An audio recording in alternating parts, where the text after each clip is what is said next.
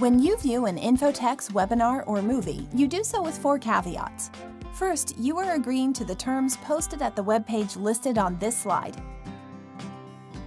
Second, our lawyers want you to know that what infotext presents is often time-dated or about new trends, regulations, or guidance, and therefore we cannot provide this material with any warranty whatsoever. Thirdly, material provided with infotext webinars and movies is copyrighted. You keep the copyright to material customized to your organization, but Infotext reserves the right to use the material in other engagements and boilerplates. See our Transfer of Copyright Agreement at the webpage listed in the slide. Finally, those who view our webinars or movies may be added to an email mailing list. If you do not wish to receive notice of additional educational opportunities, please accept our apologies and please opt out at the webpage shown on the slide. Hello all, and welcome to another Infotext movie. My name is Adam Reynolds, the Information Security Officer here at Infotext, and today I'll be talking about testing EDR. And to discuss the testing of EDR, I'm of course first going to define what EDR is. In the second section, EDR policies and procedures, I'll discuss what I'll call the more non-technical testing aspects of EDR. Things such as, are the appropriate people receiving and understanding alerts? Do we have the correct coverage in our devices? And are we laying the appropriate paper trail? The items that surround the actual detection of a threat itself and how we respond. And this is in contrast to the third section, where I'll be showing what Atomic Red Team is and how it can be used to simulate real-world attack techniques and tactics to ensure that the EDR platform is actually detecting like it should be. So let's start off with what EDR is first. So of course, what does EDR stand for? And I'm sure the vast majority of us know what this is. You're watching this because EDR was in the title, but it is Endpoint Detection and Response. And it's meant to help manage and reduce our technical risk, the risk from the usage of our endpoints. And that is through monitoring our endpoints and detecting and alerting to threats. And so why are we testing? First, I'll mention compliance. Not always the best reason to do something, but in 2026, EDR is definitely one tool in our layers of defense that we should have in place, or should at least be investigating at this point in time. And as mentioned in the previous slide, technical risk management. This is a tool to mitigate the risks out there, again, in layers, but we use EDR instead of just antivirus alone, which I'll discuss how EDR is different later, but we want to test it to make sure it's working. And we want to test because we want to ensure our controls are working. Because when we don't do this, we lose confidence in our tools. We have less of a guarantee we will be catching the threats we need to. And the likelihood of a threat exploiting a vulnerability also increases because our tools may not be working as intended. And that, of course, may lead to an actual vulnerability being exploited by a bad actor and them gaining unauthorized access to information they shouldn't. And then finally, it may cause compliance issues as there is an expectation that if EDR is in place, as with any tool, it should be tested.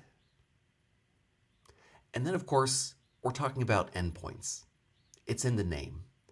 Whether that be a workstation, a laptop, or a server, we are focusing on the devices our employees primarily interact with.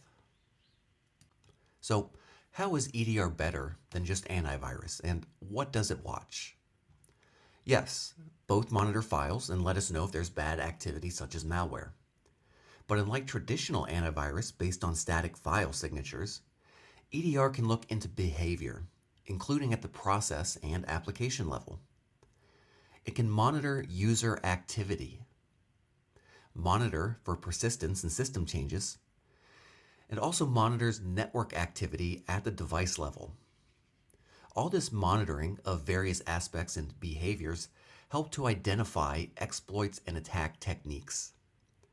This is not based on specific activity specifically, but the behavioral anomalies between legitimate user activity and malicious activity. And then I want to mention that while we may refer to EDR as a specific tool or application, it's part of a larger process. That tool can't operate alone. It has to have a team behind it who can implement EDR correctly, monitor it, take appropriate action when alerted, and make sure all of that is laying the proper paper trail to show it is working as intended. And this process may be handled by an MSSP or your own internal SOC, but EDR also has to be understood and used effectively by your other internal teams, such as your tech team and incident response team members, if we want to have EDR working properly. So hopefully we have a basic understanding of what EDR and what its goal is, so that we can move on to the policies and procedures part of testing EDR. So how do we test EDR? And again, from a more non-technical perspective, how do we know it's working properly when there are many moving parts to it? How do we know we're properly understanding and reacting to what EDR is telling us? And the answer is the subject of this movie. Testing shows us that things are working correctly and actually protecting us. So first, does EDR work? Is it actually alerting us?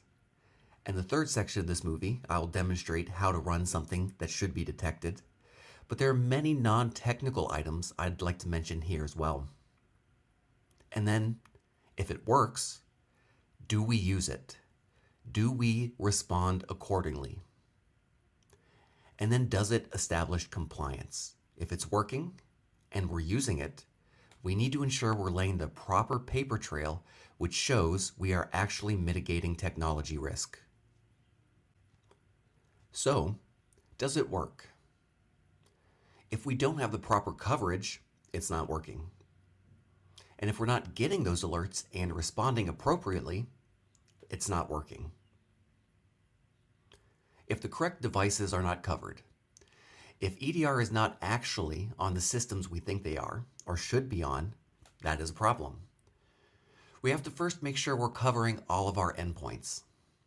And then if that is not the case, that we're not covering all of our systems, we need to know what those systems are, why they aren't covered, and possibly implement other mitigating controls to address the lack of EDR. And then if all the systems are correct, do we know it stays that way? A lot of things change fast in technology.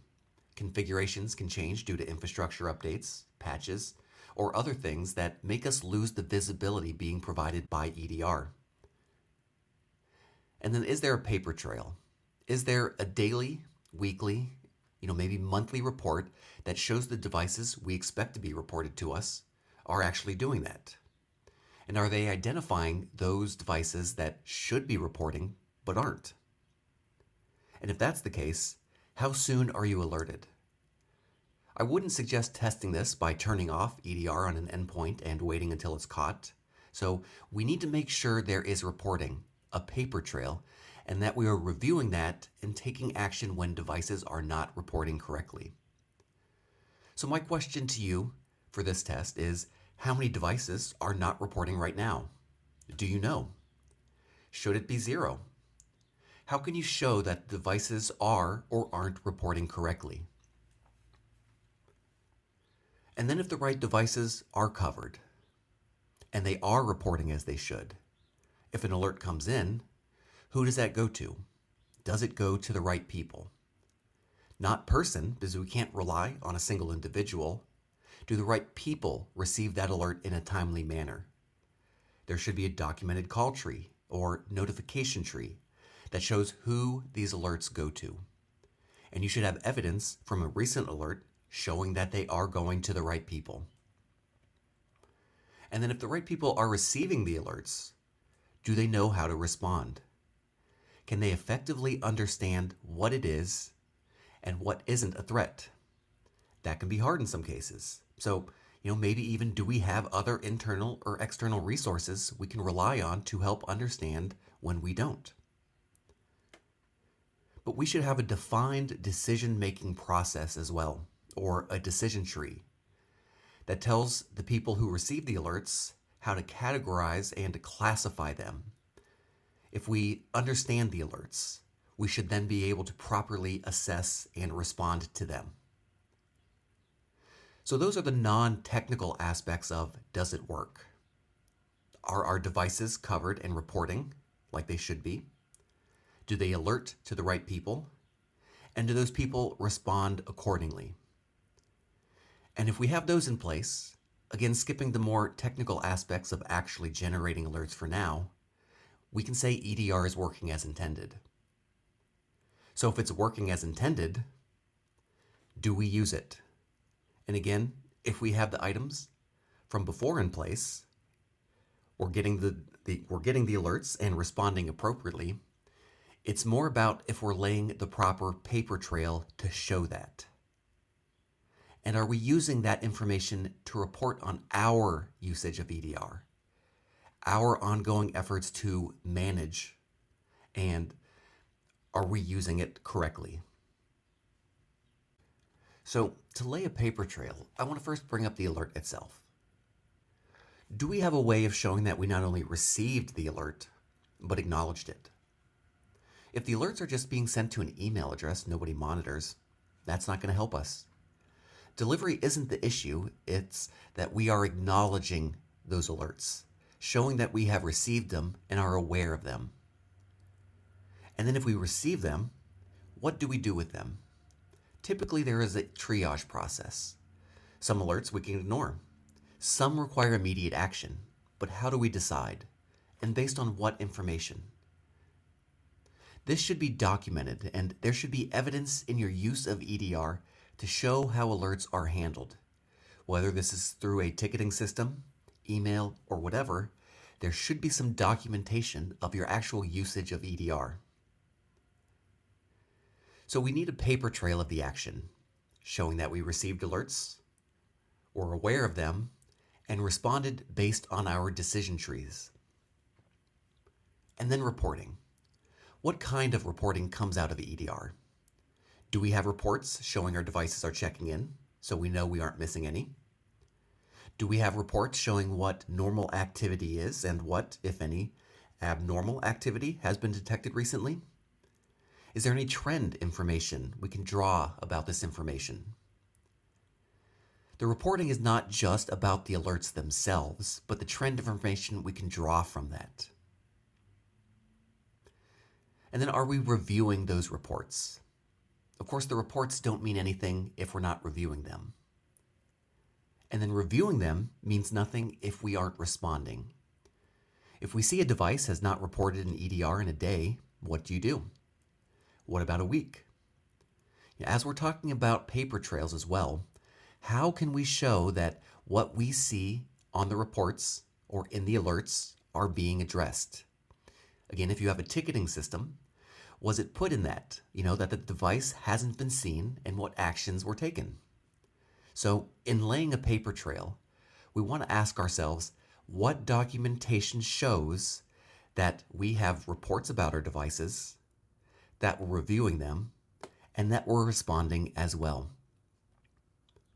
And then quickly back to compliance. Because if EDR is working, and we are using it and laying that paper trail, we are establishing compliance. So to establish compliance, we need to do what we're wanting to do anyway. That we are making sure EDR is working and we are using it correctly, as well as laying that paper trail. We want to show that we have the correct coverage, that we're getting the alerts, responding accordingly, laying the paper trail showing we responded accordingly, and reporting on how we're using it and documenting it. Which finally leads us to testing. Are we testing it?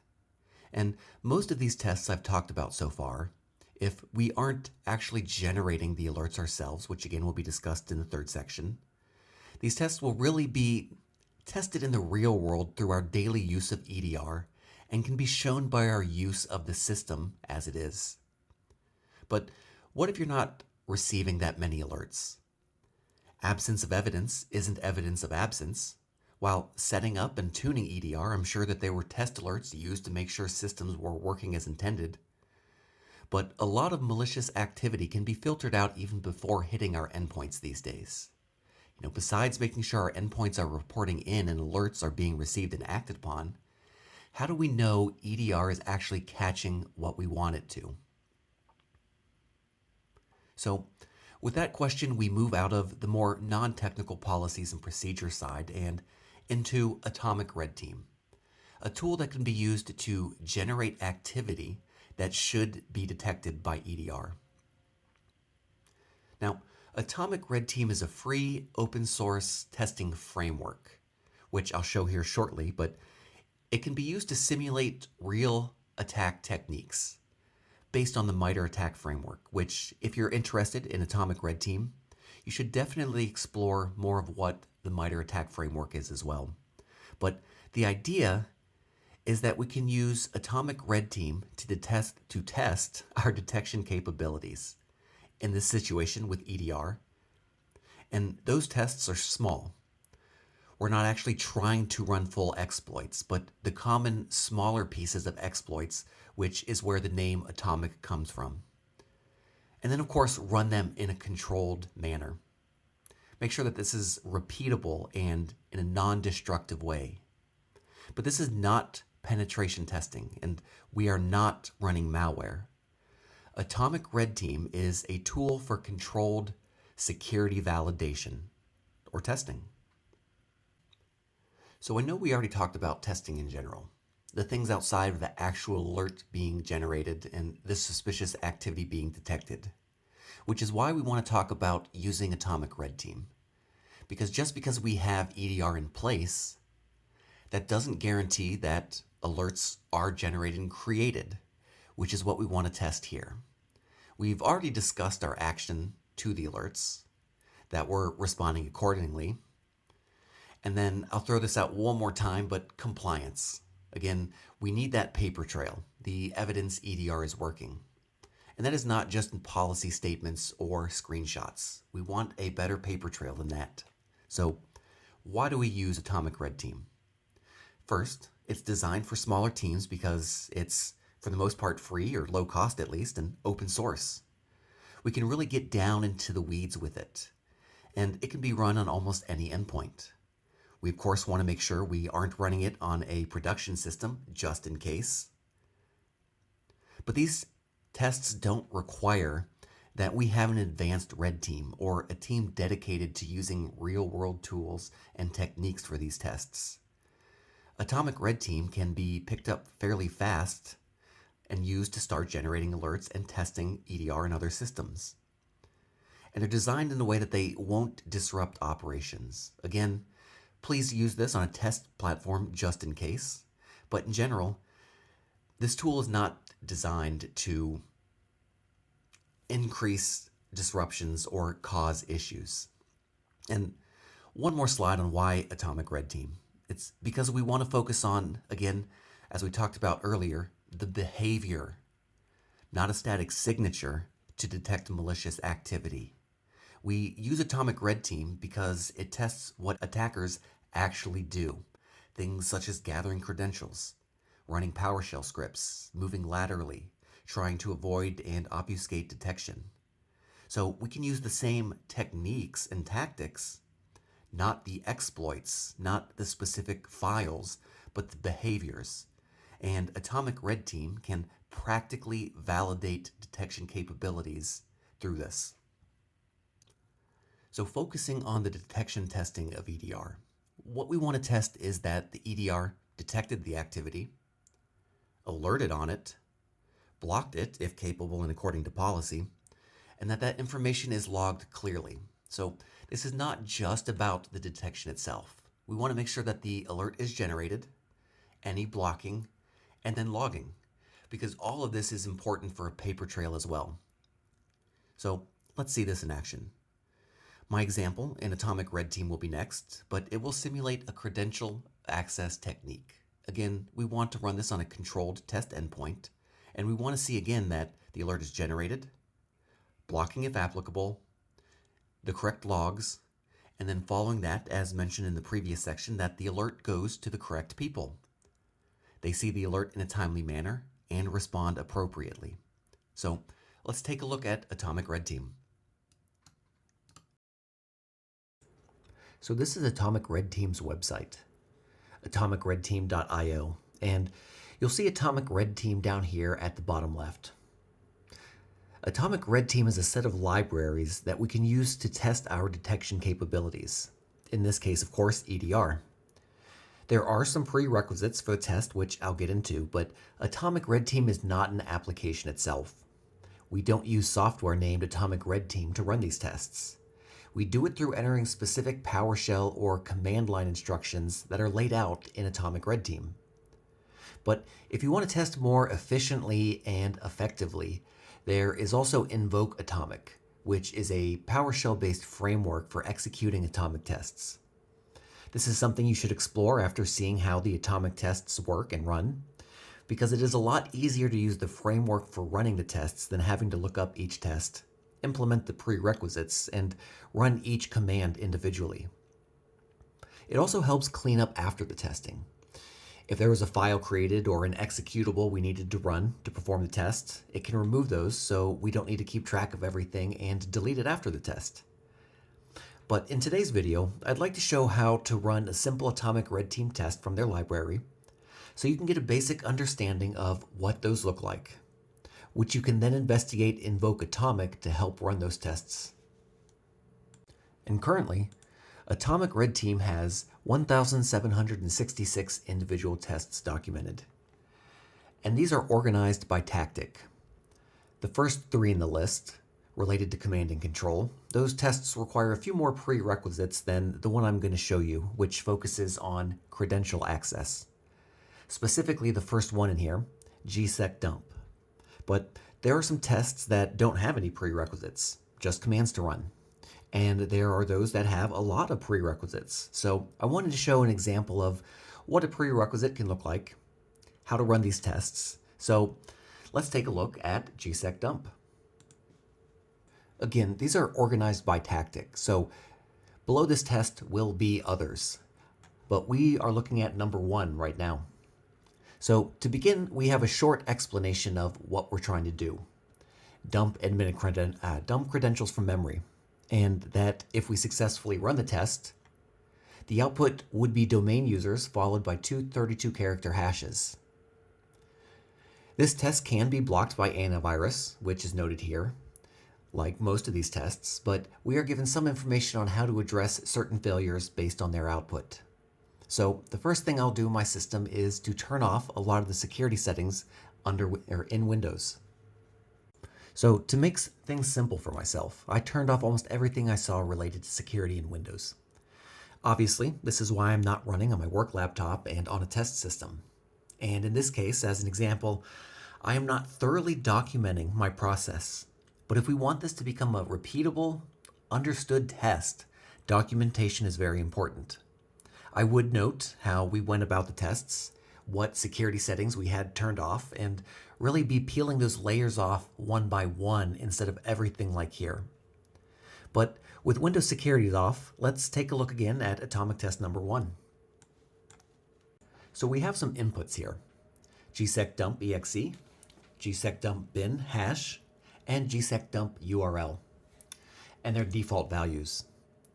In this test, these inputs can be used with the PowerShell script below to download the executable we need.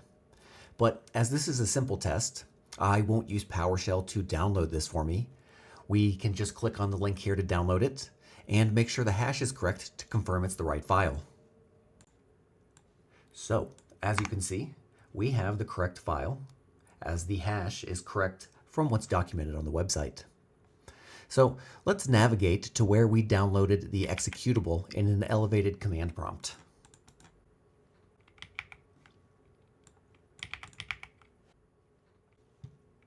And run gsecdump with an A flag as specified. So we're still not getting what we want. And I wanted to show this because while the process is straightforward, run this executable. Actually getting there can be hard. So when looking this up, I had to download another executable, this one from Microsoft, psexec, so I can run the commands without Windows complaining about the registry access. If I move to where I downloaded psexec in an elevated command prompt, then run the command with the S and I flags, telling it to open another command prompt, it will open an elevated command prompt which we can run gsec dump from.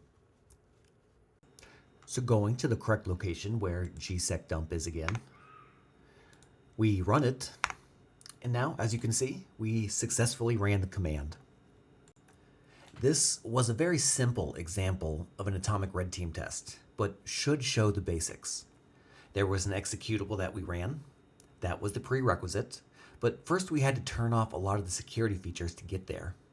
And when we run this, EDR should generate an alert. Again, the purpose of Atomic Red Team here is so we can generate alerts by using real-world tactics and techniques, and make sure our systems are detecting it.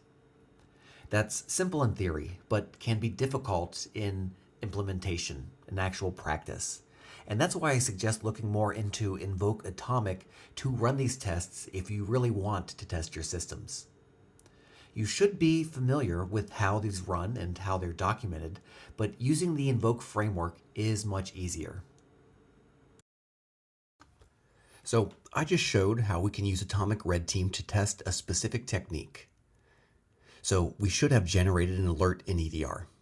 So I'm going to assume the test ran successfully. My follow-up questions again go back to what I asked before. Did we receive the alert? And the timeliness of that alert is also important to look at. Could our team understand and respond correctly? And then finally, did we lay that paper trail? So, using Atomic Red Team helps us test EDR through alert generation. It can help us answer if we are detecting realistic threats. It can also help us understand if our alerts are not being as helpful as we thought. They could be triggered too much, being noisy.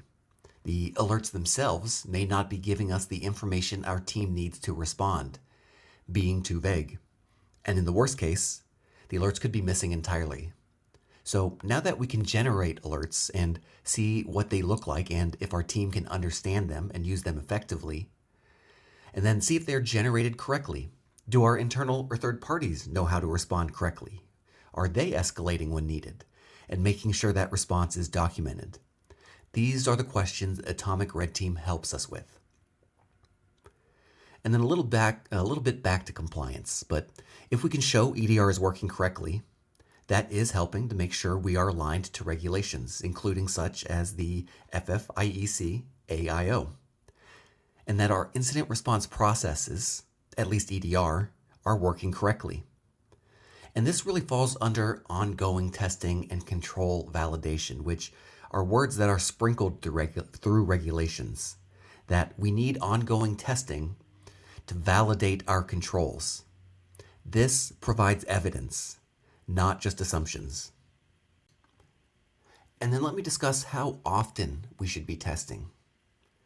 I'll start off saying at a minimum, annually. But we should also be testing after changes that could affect EDR, like EDR upgrades, endpoint changes, or especially in SOC or MSSP changes. And we should also be testing EDR in our tabletop testing for incident response. And then we may even want to consider third-party validation or independent internal testing as well.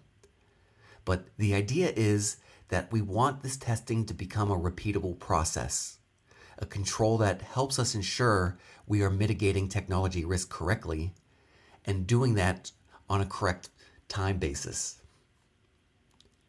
And then, as I mentioned previously, Atomic Red Team is not running the actual exploits. They are using the common bits and pieces of attacks and their common techniques to look like the behavior of exploits, and they're designed so we don't blow up our own systems using it. But there are a few things we should always remember.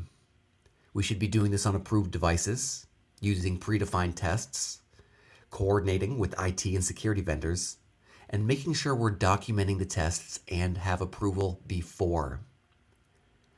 And then, of course, we don't want to be using customer information.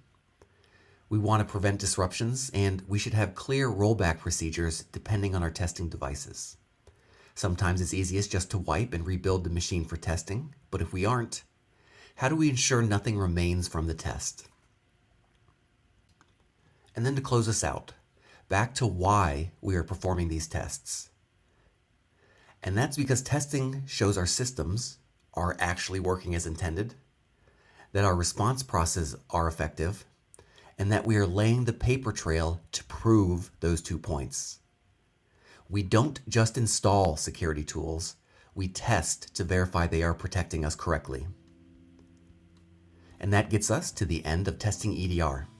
By now, you should have an understanding of what EDR is, how to test it from the policy and procedure point of view, as well as actually generating alerts for EDR to catch.